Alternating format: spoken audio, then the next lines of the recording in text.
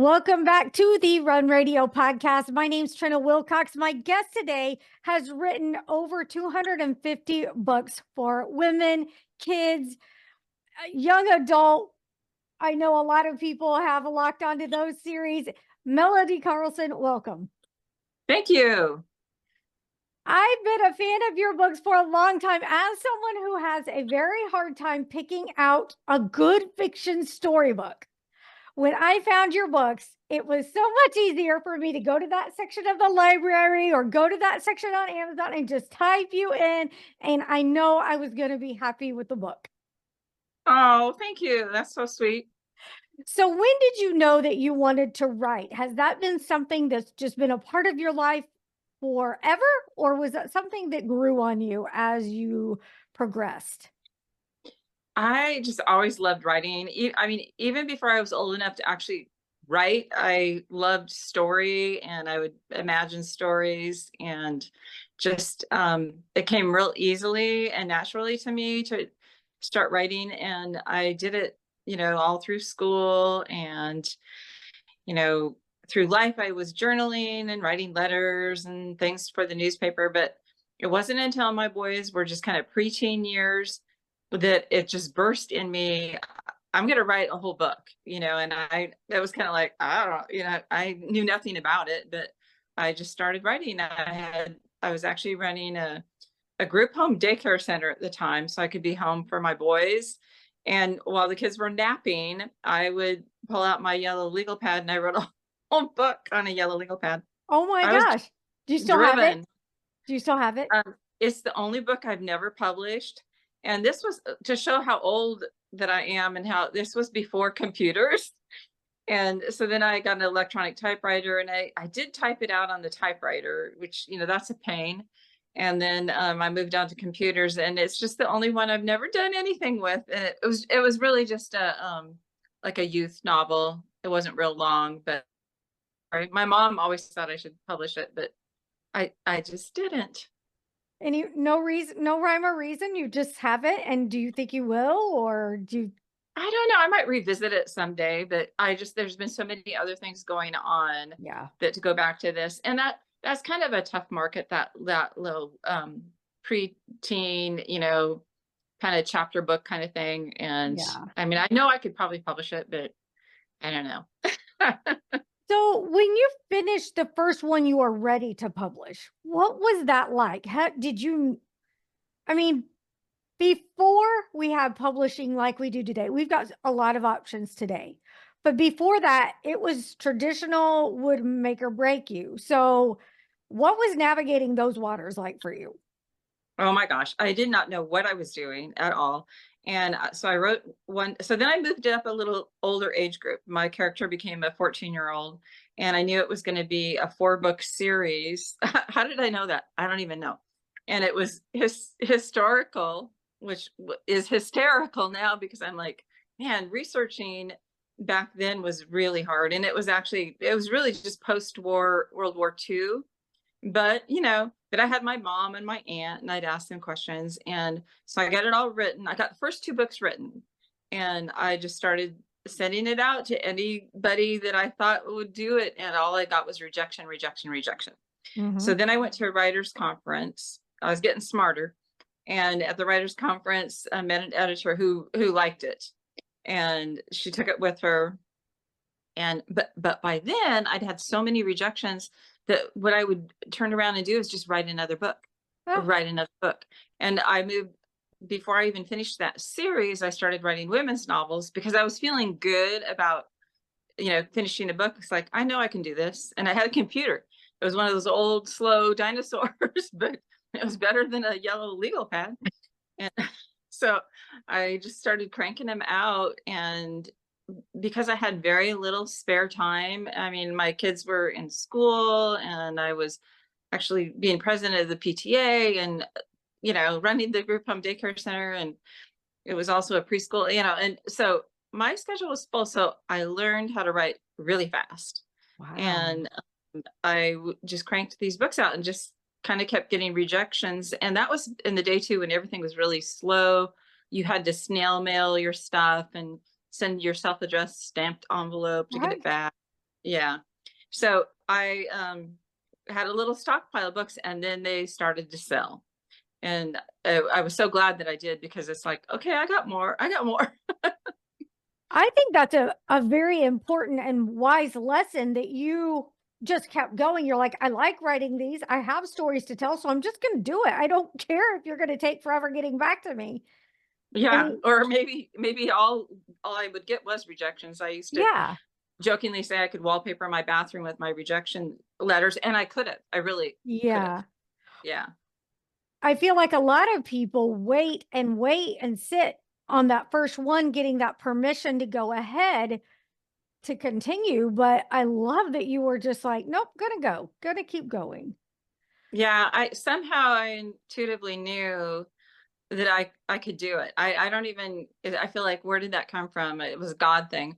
But yeah, I just somehow just go for it. And I know I see the same thing out, or I'll even see people that'll just get stuck on the first chapter. And Yeah. I'm like, no, don't keep working that first chapter. Write the whole book, and then go back to it. And yeah. Do But people you get stuck. do you think if you had self-publishing or even hybrid publishing at your fingertips back then, would you have just went ahead and started publishing? I am not sure. I've discovered about myself that I'm not really good at self-marketing, Oh, okay. which I don't know if I would have known that or understood that then, but actually, at one point, when self-publishing became kind of a big deal, what was that, 10, 12 years ago? I don't know. Mhm. And a lot of my writer friends were on that bandwagon, and I thought, okay, well, I should try that too. And I'm not good Yeah. at it. I let the books wither and die, and then I eventually just sold them to a publisher. So, yeah. Not Some people are really gifted at Yeah. that.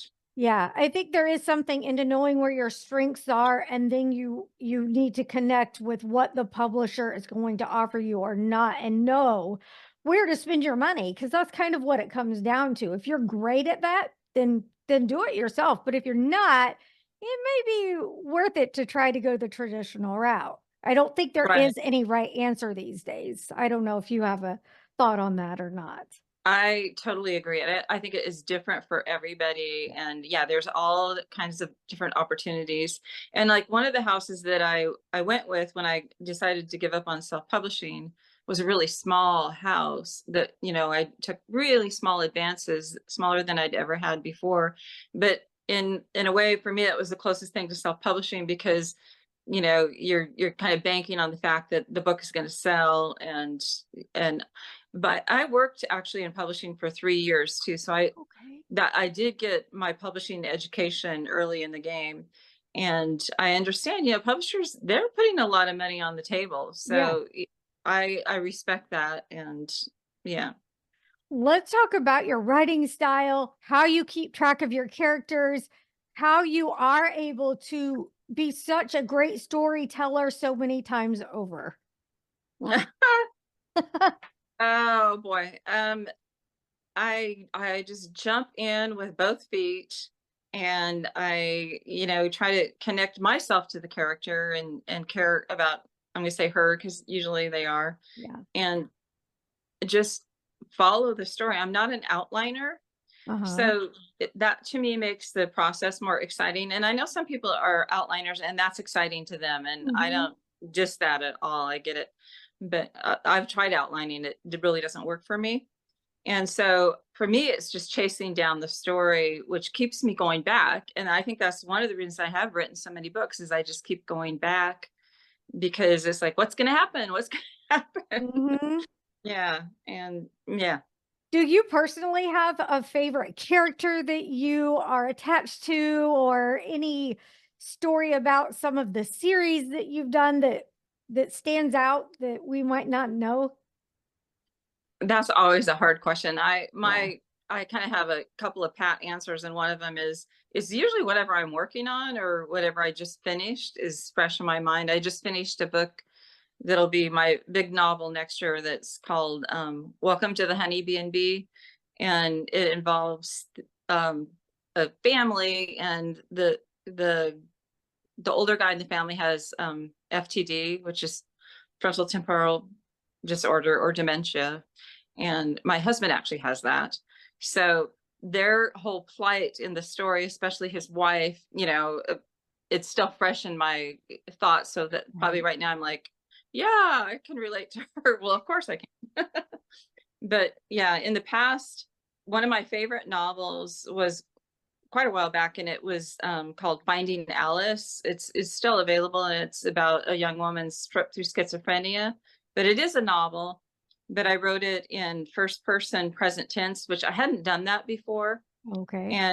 And my husband, see, I'm getting forgetful. My son at the time was 20, and boy, that tells me how long ago that was. And he was diagnosed with schizophrenia. So that was really Okay. near and dear to my heart and important to me. And I still have kind of deep feelings about that one. When you're doing your research, what is that like? Are you just kind of a keyboard warrior? Do you set up appointments and meetings with people? What's that look like for you? Yeah, it's a little bit of everything, but Yeah. I think probably it's been more of a keyboard warrior. Yeah. And I'm so thankful for the internet. I mean, it's right there, Yeah. and so much more. I think about some of the books that I did when it wasn't. Like I did an Oregon Trail series. Oh, I can't remember how long ago, but it was when there wasn't as much available, and so I Mhm. was having to do a lot of, go to the library and research and get books and read, and but nowadays there's so many people that have like put old journals and just all kinds of, you can find everything. And I know you have to double triple check your information Yeah. sometimes, and it's good to have editors who do that too. And sometimes it's funny, sometimes we'll disagree, and I'll send her my information and she'll send her, and who, it's a toss up for who wins. But yeah, it is so much easier now than it used to be. Do you have time to read yourself much?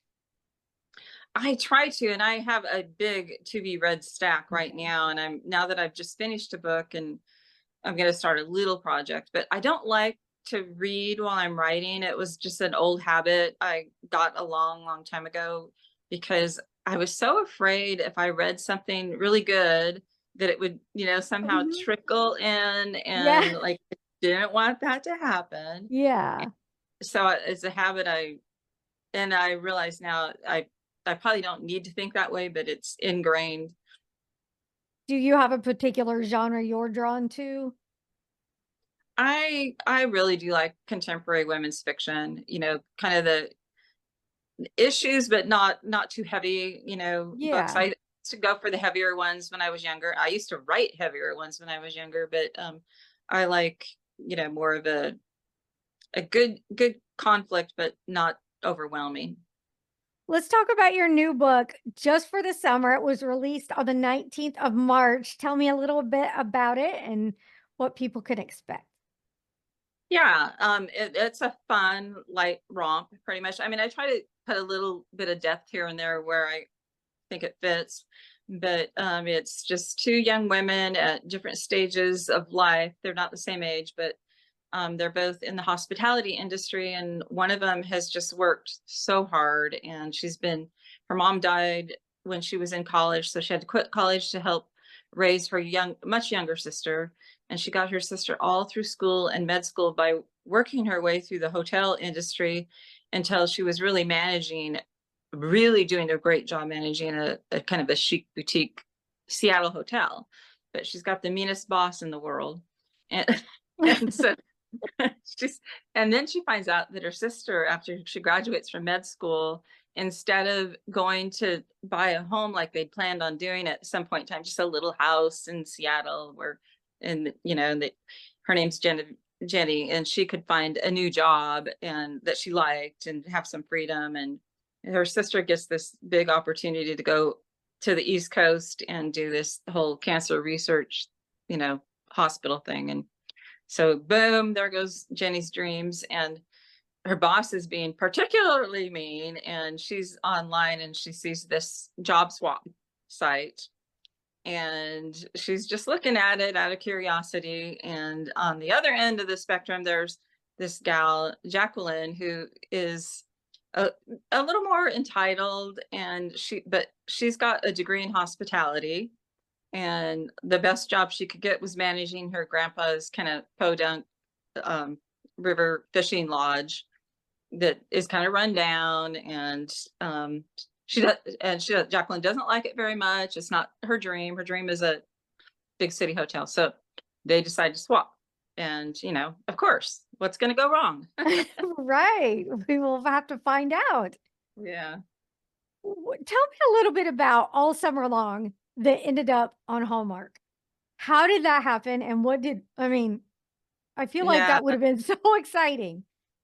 Yeah. Well, over the years, I had a lot of options on movies. I almost had a Lifetime one once with the book I told you about, Finding Alice. It got clear to and there were other ones that just got clear to that stage, and things would unravel. And along the way, Hallmark got interested because my Christmas books are like little Hallmark movies, Yeah. and that's the normal way to go. But the producer that I sort of got linked with, they were overloaded on Christmas books. Of course, they keep doing them, so I don't know.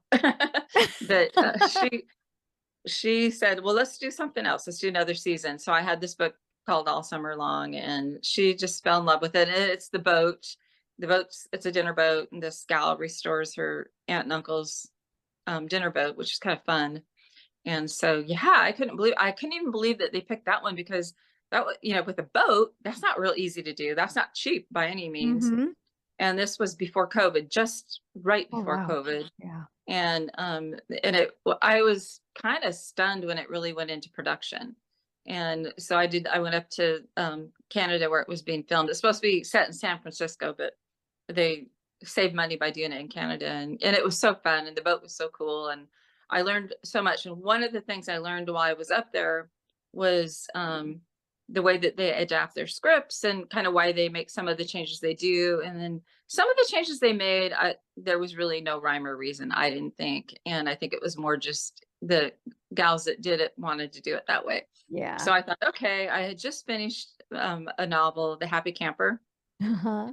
and I thought that would be really a cute movie. And so I went ahead and adapted that one myself. That the first movie was what kind of pushed me towards that. And then I ended up selling that script, and it got made into a movie a couple years ago, or a year ago. Can't remember. That's Yeah. exciting. I mean, are you when even though you know some of the changes that are coming, did you still get nervous to see the end product, knowing that initially it sparked from you and it was your story?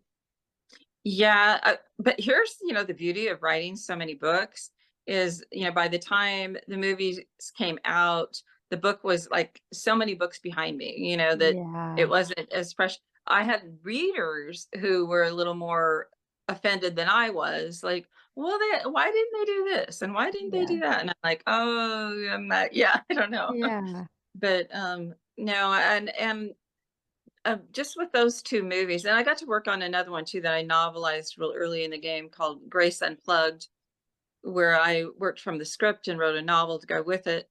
So I kind of learned that there are rules, to why you do certain things, and budget is big rule, and Mhm. so I get that, you just can't contain everything that you want in a book. Like, your favorite scene might be really expensive to reproduce on screen. Yeah. And so I kind of learned to respect that. And I've done some adaptations since then with all of that in mind. But I kind of get it. It's a different ballgame. But it also gave me a deep appreciation for writing books, because it's like, Yeah. oh man, you can do anything you want in a book. For real, that is a great takeaway from it for sure. Have you ever got to make a cameo in any of these yet? That's kind of a sore subject, Oh, because I'm really camera phobic, and I have deep roots of reasons why I am. My mom oh, used to always pose us, and you had to be perfectly posed because she didn't want to waste the shot, and I was the one who always messed them up. So I'm like, I don't want to be in anybody's photos. oh, And so, yeah, yeah, they got mad at me there was supposed to be a boat scene where they actually needed more characters because it was a party scene. And I just kind of missed the boat, literally. And probably, to be honest, on purpose. And I confessed it to my producer after the fact, and they sent a boat over to get me, but the party was already over with. But Oh, it was so pretty out there, and it was nighttime. It's like, yeah. then I just enjoyed the moment. Yeah. Although she forced me to have pictures taken there just because she wanted to be mean. No, Oh, but then with the next one, the Happy Camper, there was a filming where they're supposed to be at this trailer festival, and there's people walking around looking, and I tried to cooperate, but I really wasn't very cooperative. When I saw the opportunity to step back, I did. So I oh, think I think you might barely see. I know it's terrible, but well, I didn't want to spoil shots by making a weird no face and way. You going, would oh, there's a not. camera. Oh no. No, we are in the day and age of videos. You cannot mess them up like that. We won't waste film. I know. It's So one these thing when you're doing like selfies and you can destroy are, yeah, 90 of yes, them, you know. yes. So But is when it you hard for you to do stuff like this then and watch it back? well, I just keep my eyes on you. Oh, Oh, no, and I don't you watch them won't back. watch it back. No, because Oh, I would really critique myself, and then the next time I mm. did one, I'd be like, "Well, oh, don't do that. Don't say that." Oh, No, it's kind of like wow. writing too, Yeah, because you could stop, especially like if you read reviews or you were too, yeah. Yeah, yeah. just keep going forward is what I tell myself. Just keep as long as you can, keep moving forward. Well, are you that tough of a critic on your writing? Do you read reviews Oh and stuff yeah, like if I do, but although it's funny because sometimes I'll get like a reader letter and they'll be talking about some older book or something like that, and I'll just pull it off my shelf. These are all my books behind me, and I'll just pull that? it off and just open it just somewhere and just start reading. Like, well, was it really that good? And then it's funny because I will get caught in it, and I'll like keep reading. Like, okay, now this is ridiculous. I put the book Oh away. my goodness, that's I do fascinating. get pulled in a little bit. So I'm thinking, well, I must be doing something right that I can pull myself in. Oh my goodness. If you weren't writing, what else would you be doing? Well, I really like interior design, and I We've seen that actually in some of your characters, I believe. I know, isn't that so funny? I've actually worked for a really good designer way back. It was when I was just starting writing, and I got a real taste of that world, and I didn't like it because the people she worked for, very very wealthy people, and they were pretty persnickety, and so I just do stuff for fun and for friends. I love doing that. I mean, I did redo a trailer just like in the Happy Camper. She redoes that trailer, and I designed our house, and I actually drew the blueprints for it, and then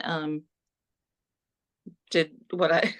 There's still a lot left to do, and when I get the opportunity, I like to do that. It's fun, and I So, also like to garden, oh and I yeah. like the outdoors a lot too. So yeah. So it seems like Camping. that's some of the things that feed into your creativity to keep your cup full. So when you do sit down to write, you can do that. What about, I mean, gardening is very active. Do you have any other activities that you like to do, like fitness wise, or, just I other, should. you should. Well, in the past I have. I mean, we used to be a lot more active, like with cross country skiing. We live in really great recreational country, and um, yeah, we need to do more. Camping kind of gets us out there doing a little bit. It's a little bit more limiting with my husband's condition, Yeah. but we still try to do things. But I do need to do more. I Yeah. know I do. Is the situation with your husband brand new, or have you been dealing with that diagnosis for a while? It's fairly new. FTD is an illness that is got it hits people at younger ages. Well, like Bruce Willis, and my husband is the same age as Okay. Bruce Willis, and Mhm. it comes on fast and hard, and unlike Alzheimer's, it's a short one. Yeah. Like I'm where I'm sorry. trying to pack as much in. We're going to go do an Alaskan cruise next month, and or in May, and yeah, uh, and trying to do more camping and more this and that, and Make some yeah, more memories. Yeah. yeah, Yeah. exactly. Fantastic. What do you feel like is next for you when it comes to like series or books, maybe movies? Do you have something intentionally in mind? Or are you just gonna kinda let it take you? I think I'm gonna let it take me. I think, a few years ago, I was more driven for the movies before Mhm. my husband's diagnosis. And honestly, it kind of has slowed me down in that respect. There's some things that are still kind of cooking out there that I I feel like I've almost lost track of them, but that are even in production, but it's just not as important as it used to be, Yeah. which is just, and maybe that'll come back. I don't know. I've discovered that, like I said, through that process, it really gave me a love for writing books and reading books and just I just feel like, and you probably, most people feel like this. You've read a book, you've loved it, you see the movie, and it's like, that Yeah. wasn't his book. Yeah. Yeah. Yeah. What would you tell young writers or new writers that don't feel like they have the natural gift like they see in you, where you just sit down and write, but they've still got a story to tell? What kind of encouragement would you give to other writers? Well, that's a really good question because I like what you said. They don't see naturally what they have. I didn't see naturally what I had for years Mhm. because it came easily because it was a natural thing. And I think a lot of times gifts are like that. So one thing I would tell them is, if this is a gift, and you hope that it is, because I think usually when we have a desire, well, I guess there's a lot of reasons people have a desire to write books. I think if you have a desire to write books for fame and fortune, well, good luck with that. Yeah. But if you just have a deep desire to write and you love to write, chances are you are gifted at it, and maybe you are taking it for granted. So then what I would say is like I did it, just do it, and don't turn on your inner editor while you're doing it. Get something completely done, even if it's just a short story. Get the whole thing done. Don't just try to recraft the first page. Just keep going, because until you have a completed product, in my opinion, it's not ready to edit. Because a lot of, like I told you, how those people get stuck on their first chapter and they rewrite that first chapter over and over and over and over again, and they might end up with a beautiful first chapter, Mhm. but it if they ever do get the book done, by the time they get the book done, they might realize that first chapter doesn't fit with the book at all, and it needs to be thrown away. Even Yeah. though they Yeah. spent, 3 years on that same chapter. So get the whole thing done, and then after that, if you need to, get a critique group. A critique group was so important to me in my early days of writing. Just other sincere writers who are not there to tear you apart, but to help you and to Mhm. be extra eyes and ears. Yeah. And then go to a writers conference or two, and yeah, and read lots of books. Read lots of good books. Yeah, I've heard some talk about how valuable beta readers were for them, or just like you're saying, just another group of people with the same passion, and you guys can swap ideas and make one another even better. Yeah, I had, in my real early days, I had a beloved critique group, and I still love these women. And then years, decades went by, and then I had a friend who was just trying to get started in writing and wanted to start a critique group. And I told her, you know what? If you start one, I'll come to it. And she was like, "Are you kidding? You'll come?" And I'm like, Yeah. "Yep." And it's been the sweetest thing. I love these women. We were 8, we're 7 now, and it's and they're all just kind of mostly young, inexperienced writers, but it's so encouraging too. It's fun to encourage other people and then get encouraged at the same time. It's been wonderful. Fantastic. All right, let's see. I don't know. Is there anything I haven't thought to ask that you would share with your audience? Now's your chance. I think you had a really good list of questions. I don't know. Good. All right, Yeah. tell people where they can go to find your books and learn more about staying connected with you. Well, yeah, I think you can find my books just about anywhere, but Amazon and Barnes and Noble and christianbooks.com, and hopefully at your local bookstore, if you go in there and ask them to order one, they will. I love it when people do that because it helps to introduce your books to other people. And libraries are wonderful for Yeah. carrying my books, and if they're not, they should contact me. Yes. Yes. um, Yeah, my website is melodycarlson.com, but right now it's down. I'm having trouble with my server and I need to get it rebuilt, and that's a long story.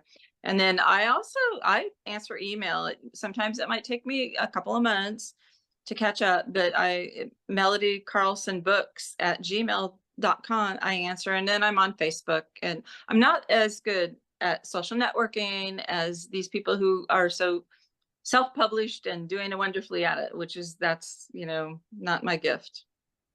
And you have a newsletter too, which when your Yeah. website's back up and you can subscribe because she always does giveaways and you do connect with your audience there, and that's been lovely too. So thank Yeah, you it's for fun. sharing your stories, writing your stories, and for joining me today. I appreciate it.